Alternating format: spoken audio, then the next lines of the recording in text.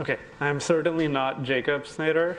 Jacob's right here. I'm Jacob. Jacob's a predoctoral research assistant in our lab here at Berkeley. My name is Abhishek Nagaraj. We're going to tag team this presentation. We're going to talk about the motivation for this project and kind of what we're doing. And Jacob's going to do all the hard stuff of explaining how it actually works and answer all the difficult questions. So thank you for inviting us and for having us on the program. To have a whole session on at the intersection of AI and replicability is quite the treat, because we felt quite lonely working in this area for the last few months. So it'll be really fun to actually compare notes, and we're already learning a lot from the other presentations. I will say that relative to the other projects, ours is very, very bleeding edge. There are some slides in here that did not exist 2 days ago, or results that didn't exist 2 days ago. And also, our goal here is to give you a peek into this process more than to say that this is a fully baked cake that's ready for you all to eat. Okay, so I know it's kind of spring is nice outside, but for some of you, you might still be in ski mode. And so I might ask you a hypothetical question, right? So imagine you lived quite close to Devil's Head Resort in Wisconsin. It's your favorite ski resort. And we're back in the 1980s, so you can still buy a lift ticket for $50. And so you go ahead and you book that. This is like the thing that you're looking forward to the most. But you kind of get greedy. You have some extra pocket money. So you say, well, I heard some good things about Jackson Creek out in Michigan. It's a little bit more expensive, but I'm going to go out and buy that anyway. Once you've made these two purchases, you realize that you somehow screwed up your system, and you bought them both on the same day, at the same time. So you've got to now choose between which one you actually go to and which one you decide not to, right? And so I already said that your dream ski resort is the one that you paid less money for, even though now you have this other ticket that you could probably do something with, right? And so economists love these kinds of thought experiments. And so this particular one we borrowed from this famous paper by Arcus and Bloomer, where they gave you the exact same question. Right? And so insofar as rational theory suggests that previous expenses should have no relevance to which direction you go. If you love Wisconsin, go to Wisconsin. But in practice, more than half the participants go to Michigan. Right? So very well-documented idea of sunk cost fallacy that now has, I think this particular paper has over 4,000 citations, very well understood and very well studied. Right? So we love experiments, and lab experiments in particular, because they can take these very simple thought experiments and make profound points from them that can have a very big effect on how we think about the world around us. Right? And so others have written about this. And so important contributions to economics have come from this very simple methodology, including understanding loss aversion, prospect theory, testing game theoretical outcomes, understanding preference heterogeneity, so on and so forth. So I won't belabor those points. One of the things that's pretty clear in this audience is that to what extent these experiments represent situational findings versus deeper theoretical lessons that stand the test of time has been kind of the key challenge, right? And so Colin Kammerer in this essay very painstakingly replicated 18 studies published in top economics journals. And it wasn't terrible. We found that 61% of those replicated when they basically created new data in order to recreate the same experiment under the same conditions. But there was a lot of variation across the different studies. And in general, effect sizes tend to move to the left as compared to the right. Right? The thing to note about this is extremely valuable work, but it's extremely costly and painstaking to do. And that's kind of a theme of this entire panel, is humans have discovered useful things to do, but to do them at the standard required, I was shocked to hear costs like over $500 per paper if you're coding that particular study. And in this case, I imagine this is also pretty costly to go back and recreate all of these lab studies, even though they're quite straightforward. And so I won't belabor some of these points, except to conjure up AI man or AI woman, as you would like, is what might happen if we kind of took this idea of replicating pre-existing surveys with the aid of our friends here in Silicon Valley. One of our starting points, and what's going to differentiate this particular project than some of the others that you've heard before, is we're going to move beyond simply using AI to extract content from pre-existing papers. It's a bit closer to what Eva presented in her first talk, is we're going to try to understand how these LLMs could act as stand-ins for human behavior. One of my favorite papers in this literature is from Jung-Sung Park out of Stanford, where he created Smallville, a town with 25 different LLM agents. This is back when, I think this is GPT 3.5, so the models weren't nearly as good.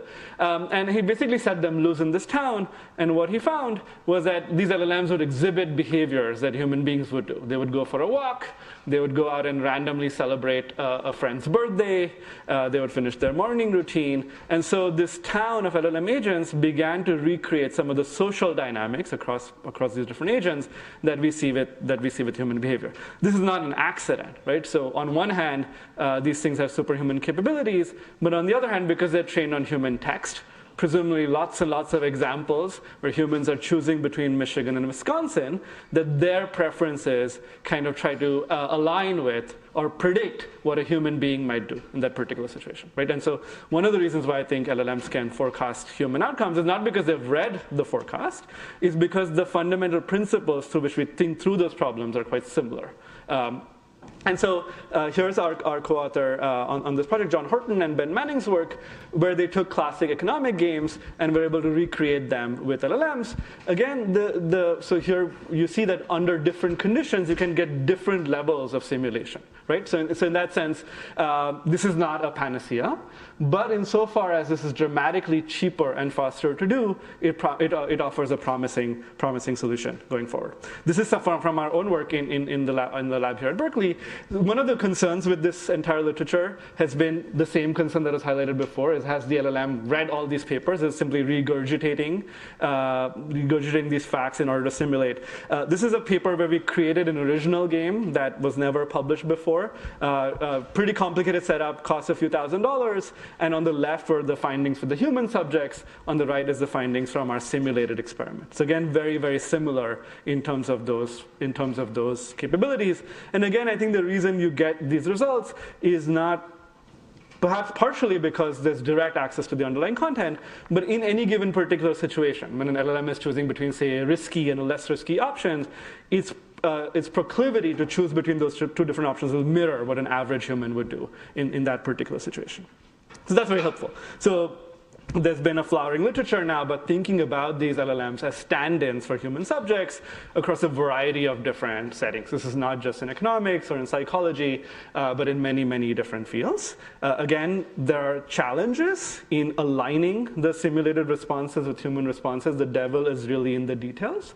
But our goal here with this project is to take this promising and emerging area where you can use LLMs to simulate and to think about what the applications might be when it comes to mass replication of lab experiments. And what we're going to offer is a prototype, a solution of what that might look like as it is playing out. Right, and so we know that AI is useful for science more generally, but our focus here is going to be, in particular, how do we take this idea of simulating human agents? So rather than forecasting, say, precisely how a particular study would replicate based on the description of the study, we're actually going to operationalize the lab experiment and have the LLMs participate in it. So this looks much closer to the Kammerer study, where they recruited human participants and basically reenacted the study again. Instead, we'll do that with LLM participants. And we'll try to do that automatically. We'll try to have the whole process be orchestrated by LLMs so we really get the scalability benefits. So we're going to combine a lot of the papers we saw before were about using AI for large-scale paper analysis with kind of the simulation methodology that I talked about before. There's two close papers in this area that are worth mentioning, still very much emerging. This paper that was mentioned before, I think this was in our morning opening panel. They look at quantitative data from lots of different papers, so regression, applied microanalyses, and try to see if LLMs can automate them and compare that. And there's some other work similarly where humans coded a lot of this work and then try to simulate. So our work very much sits in that. As with anything these days, this should be the first thing you should try for anything that you might do is simply ask Claude Code to give it 100 papers and to replicate 100 of them using LLM-based simulations. At least as of yesterday, this does not give you anything that's promising. So you actually need something a bit more complicated. But one of the big things to note in this field is just how quickly the underlying technologies are emerging. And it's not just that it affects our cost or quality, it actually affects the entire structure of how you build the pipeline. And so everything I'll show you is using the latest models, GPT 5.4. But again, as things evolve, our structure of how we structure this whole process will also have to adapt to the capabilities of the model, right? And so I think about this as like harness engineering is the Claude Code example I showed you before was too little structure, right? So natural language has to think about what does it mean to simulate 100 papers, and so that doesn't work. We actually started off on the other side, which is we try to define a very careful schema. Is there like one schema that can define every possible experiment out there? Can I actually take an LLM to then encode that schema? And then using that schema, can I then run the experiment using simulated agents? It turned out that that was too much structure because experiments, even lab experiments, are quite heterogeneous in terms of having one schema to kind of define them all. And so what became was trying to find the Goldilocks solution in the middle that Jacob will talk about, which is this right structure in the middle that preserves the flexibility and generalizability that you would want, while at the same time making it kind of not so loose that it loses fidelity with the underlying study that you're trying to replicate, right? And so what we'll show you today is a small demonstration of this replication exercise. By replication, I mean, can we generate new data with LLM agents that looks exactly the same as what was done in the original paper for about 30 very simple papers that we picked deliberately, and we'll talk about some of the challenges and learnings there. But this is clearly the starting point for us, right? So going forward, we're thinking about a robust pipeline that can handle hundreds of papers, many different kinds of experiments, and where we can actually take seriously the results, not just on the replication, but also the replicability of these findings. And so I'll hand that over to Jacob now. Thank you, Abhishek. So here we have the core pipeline split into 5 stages. So in short, we're basically feeding in papers as an input to the pipeline, and on the output we have analysis and comparisons kind of on the same level as the paper would have. And then beyond that, I'll show this more, but we also have some validation asking, is what was simulated actually faithful to the paper's design, and how numerically do the simulated results when compared to the paper's results? So the pipeline is very LLM agentic heavy, and I'll go over this more and show you some more, but you're going to see the pattern as we progress through the pipeline is moving from the paper, which is very much in natural language, into more structured formats, eventually getting to stage 3 is the experiment blueprint. So this is a blueprint for simulation, and an important design point here is that we want the blueprint to be deterministic for simulation. We really want to move away from any kind of loose LLM natural language decision-making when we're running this simulation. Because in that way, the simulation that we run will be very inspectable. We can better judge whether it's actually faithful to the original paper, and we're going to see more consistency on the simulation side. So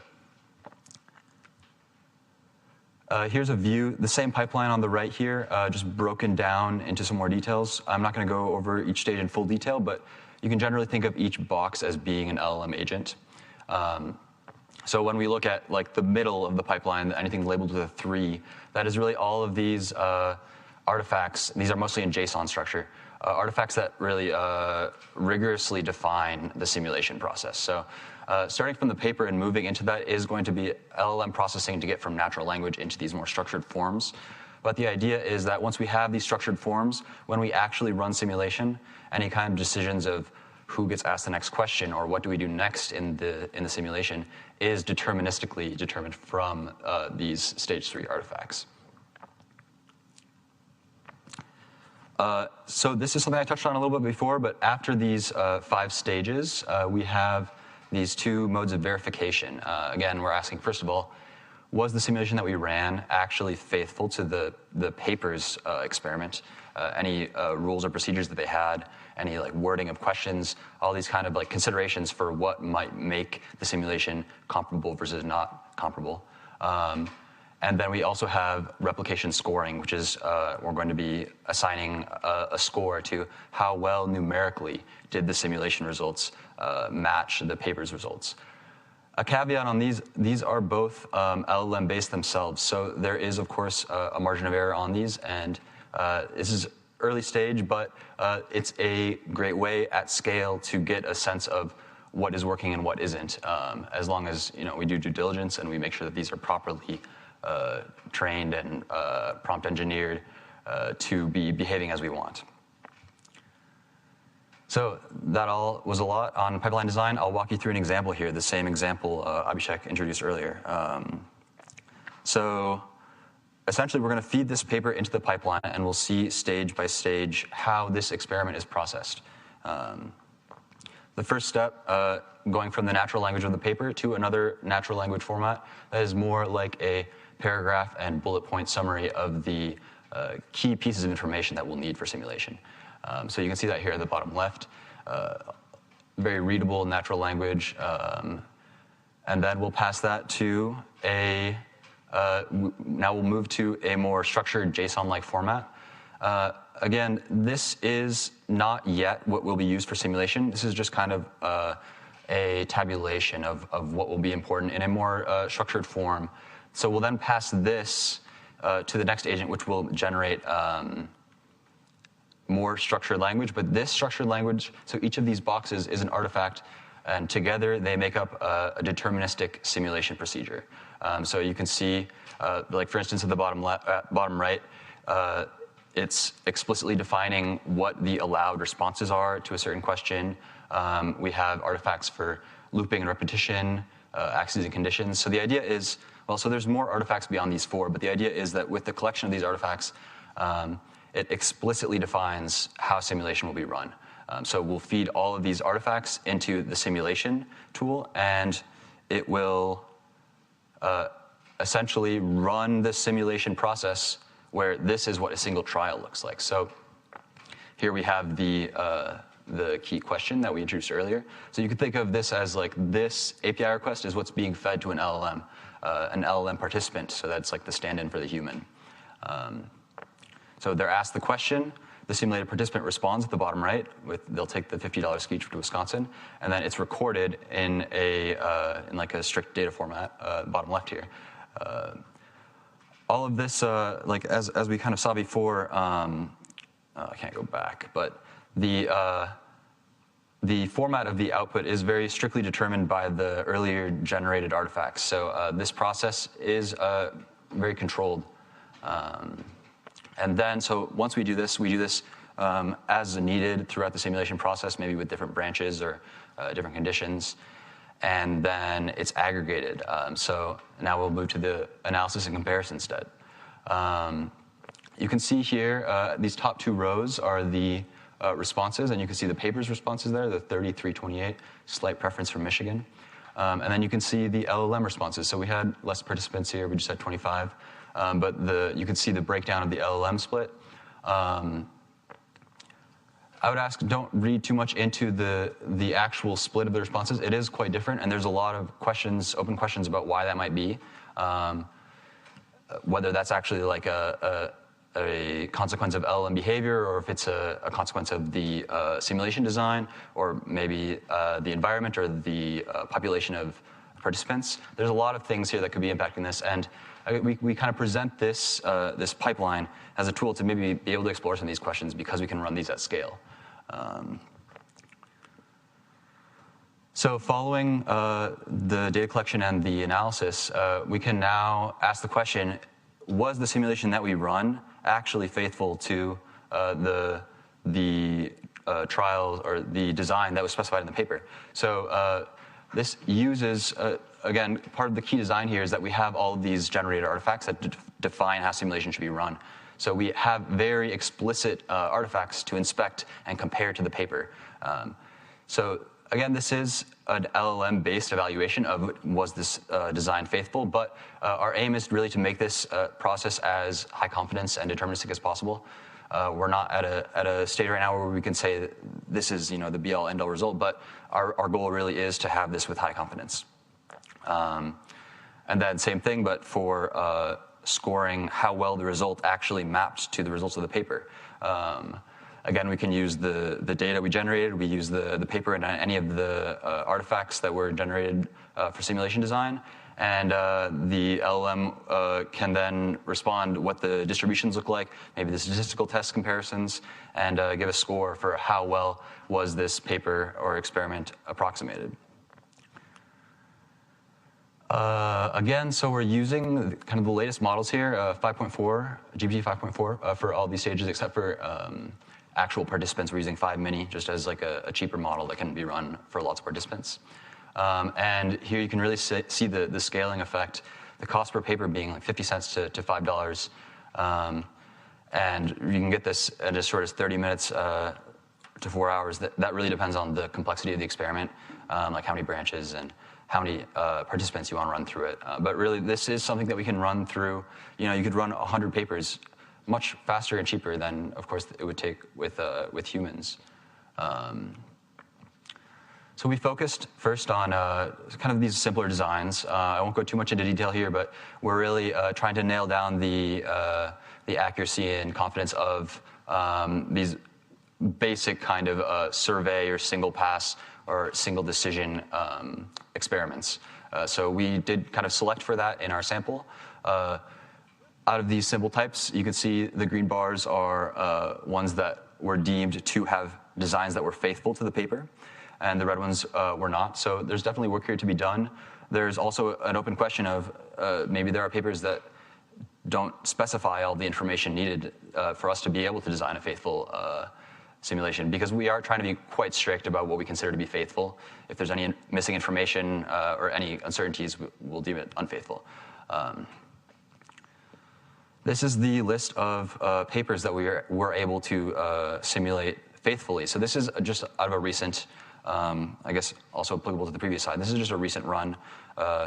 31 of these papers we were able to design well, and these are, they span a range of years. They have over 24,000 citations in total. So these really are influential papers. And here is sort of visual on did the results that we see in the simulation data, do they match the results of the initial paper? Again, take this with a grain of salt. We're not trying to claim any robust results or replication here, but more so to show that we can do this at scale and we can get statistical significance tests through simulation.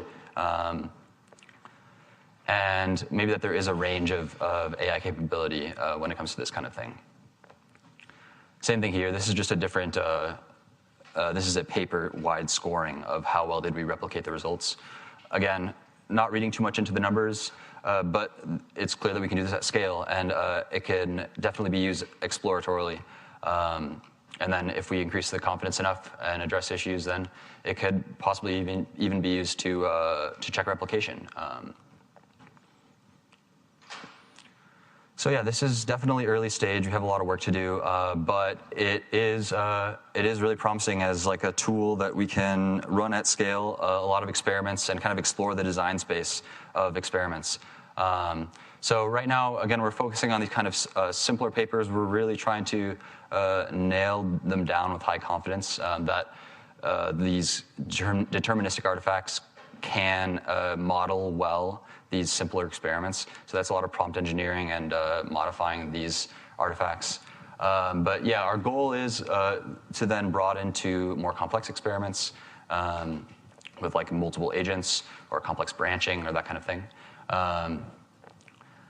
And there's also ideas of can we take a ground truth of there's work out there like this set of papers is known to replicate well or known to not replicate well. We can use those as a ground truth to evaluate this kind of tool.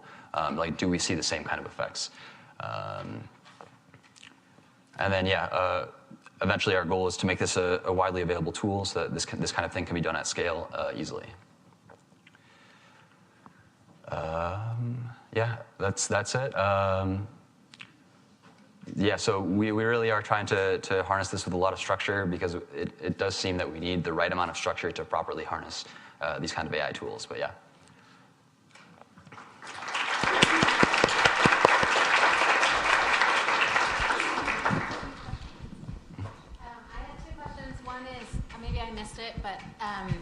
Didn't you give it the answer? Because you fed in the whole paper, so it knows the answer. So are you sure it's not trying to mimic the answer that the paper found? Yeah, so great point. When we're actually running the simulation, it's a distinct, isolated LLM agent. So we feed in the paper at the beginning, and it's parsing and designing the simulation, but then when we actually get to simulation, it's an entirely separate agent, and all they see is the literal question. Okay. And then my second question was, how much is whatever agent is finally doing the experiment, how much is it trying to be or not be the actual sample participant, right? Because a lot of these studies were conducted with college students in the US at the start, or what if it's a field study in Indonesia and it's answering it as though it is trained on all human data, which is biased towards certain populations. Right. So we do actually have a tool to control this, sort of. The system prompts for LLMs, you can tell it, you are X person from X region with X background. But right now we're actually leaving a lot of money on the table because we're not doing any of that. So we're not trying to match the demographics of the subject participants. That's actually something we want to do. We also think it's an opportunity to then diversify beyond that to see, that's another way to kind of look at the replicability of these studies. Yes?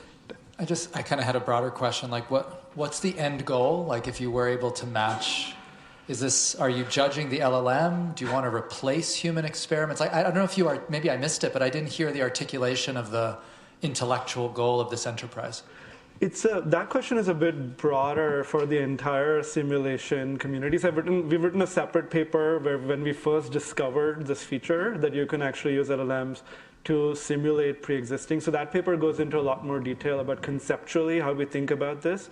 We think about simulations more generally as another tool in the toolkit of the experimental toolbox. I think it sits somewhere between and we have separate. There's other benefits of LLMs, such as being able to probe them or look inside their activations or adjust their parameter of risk aversion, for example. So I think about this as our lab rat, in the way that biologists have had a lab rat for a long time, where yes, the lab rat results don't replicate with the clinical studies, but they offer the ability to explore a much bigger space with much more control, right? I think the biggest benefit that is kind of implicit is actually the time and the cost relative to other. So how can we, and that creates its own problems of p-hacking and validation issues, right? And so insofar as these are all tools that help us explore, which is the goal of science, it helps us explore a wider space, but then we have to develop principles and controls around that. So I think that's the broader goal of simulation in general.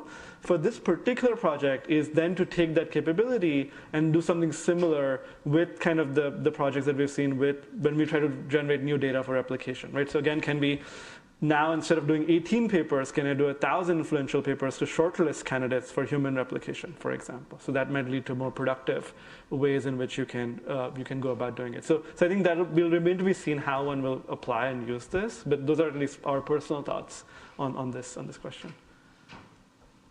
So I guess my question is, a research paper is kind of a summary or an abstraction of what was actually done. How do you introduce these unobservables into your model, and how does that play into the variation you get in the replicability of the results? Can you say that again? I don't understand the question. So you could think of a randomized controlled trial of occurring somewhere in the world. Mm-hmm. We will never observe the ins and outs of what actually happened, but we do observe what is present in the paper, in replication folders, etc. So how do you introduce that into your replications? And then how does that affect the variation at the end of it? So you're saying something is or is not replicable, or more likely or less likely to be replicable. Yeah. So do you introduce unobservables, and how does it affect the variation at the end? Yeah. I would say the answer to that is we're really trying not to make any assumptions. We can use what's stated in the paper, and the verification agent is also kind of here to address this question of, was any information left out? Are there any uncertainties that the paper didn't specify? So that we are trying to flag that as this is uncertain. Maybe take this result with a grain of salt. But our goal is actually not to include those unobservables, right? So our goal is to replicate the paper as it is described rather than as it was conducted. That makes sense. Maybe there's one more question. Yeah. Oh, sure. Okay. Thank you. Thank you so much.